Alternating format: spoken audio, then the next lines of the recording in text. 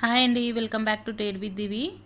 ఇవాళ నిఫ్టీ చాలా మంచి మూమెంట్ అయితే ఇచ్చిందండి. ఎగ్జాక్ట్గా మనం నిన్న అనాలైసిస్ వీడియోలో ఎలా చెప్పుకున్నామో అలాగే జరిగింది. ఇక్కడ మనకు నిఫ్టీ మొన్నటి నుండి ఛానల్ లాగా మూవ్ అవుతుంది అని చెప్పాను. అండ్ ఇక్కడ కనుక సపోర్ట్ తీసుకునేది ఉంటే మనకి ఛానల్ హై వరకు వచ్చే ఛాన్స్ ఉందన్నాను. ఛానల్ హై రావడమే కాకుండా మనకి బ్రేక్అవుట్ కూడా ఇచ్చింది. అండ్ ఫైనల్ మూమెంట్ వచ్చేసి ఈ లెవెల్ వరకు అయితే వచ్చిందండి, 26,212. అది కూడా మన పర్ఫెక్ట్ లెవెల్.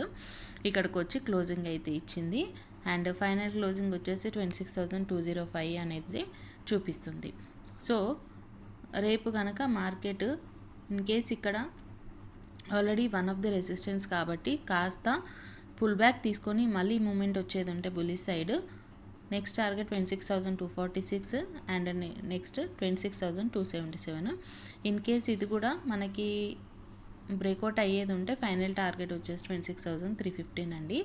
ఇది ఒకవేళ గ్యాప్ అప్లో వచ్చేది ఉంటే మాత్రం మీ ఫైనల్ టార్గెట్ వచ్చినప్పుడు మళ్ళీ నెక్స్ట్ టార్గెట్ 26,500 వరకు ఎక్స్పెక్ట్ చేయొచ్చు. బట్ అది రేపే అవుతుందని చెప్పలేము. ఇన్ కేస్ అప్కమింగ్ డేస్లో అయితే 26,500 వరకు అయితే మనం నిఫ్టీని చూడొచ్చు.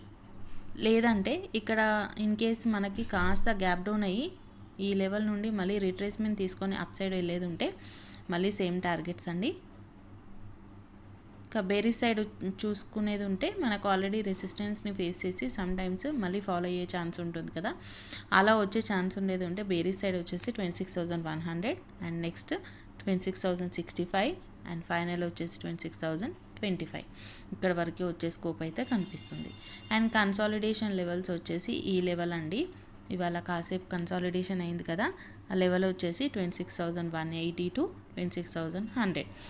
ఈ లెవెల్లో కనుక నిఫ్టీ కన్సాలిడేషన్ చేసేది ఉంటే ట్రేడ్ అవాయిడ్ చేయడం better. Hope you like my video. Please like, share and subscribe. Thank you.